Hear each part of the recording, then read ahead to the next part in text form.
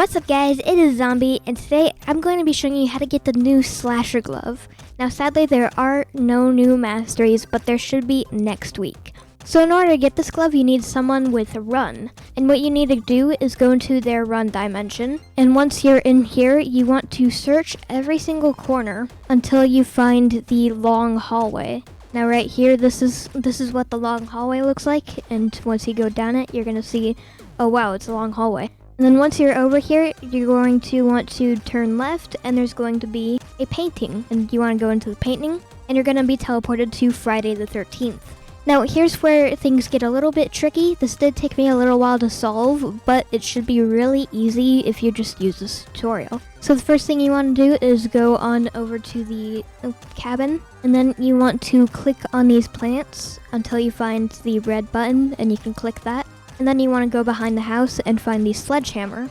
And with this sledgehammer, you can break the window right here. And then you want to rearrange these paintings until you make it something like this. And when it's good, you can't rearrange it anymore. And then for this code, you want to match the last three numbers with the first three numbers. So I'm going to want 8 more on that one. So we got to try and find out how to make 8 more on that. It's going to be a little bit difficult. There we go, and now we just go ahead and spam X until we get 139, 139. Now it's going to be different for everyone and different each try, but it's going to be the same exact thing where you just kind of input the code. And then once you get the shovel, you want to head over here and dig the middle grave. And that's going to summon Jason, and here we have a boss fight. Now this boss fight is actually pretty easy. He can only do damage to you if he throws his knife. So you just kind of want to back off until he throws his knife, but sometimes he'll pressure you. You just kind of want to keep running away.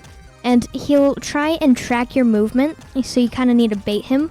And then once he's thrown his knife, you can just kind of slap him. I would do around 3 slaps until he throws his knife. Sometimes his knife can get a little janky and just kind of hit you even though you're nowhere near it, which is what just happened to me, which is why you want to kind of jump around a lot. And sometimes it'll hit the floor like that. Now, whenever he throws his knife, he's going to get stuck a little bit, and you only want to hit him when he's moving, otherwise it's not going to count as a hit, and he can hit you, so you're going to lose out on a bunch of hits.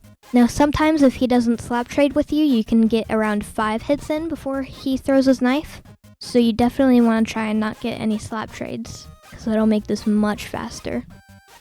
Ooh, that was a close one. That's why you want to spam jump as well, otherwise he can easily hit you. Alright, he's really low, and it's only been like 3 minutes since I started this boss fight, so yeah, this boss fight is definitely one of the quicker ones, like sword fighter.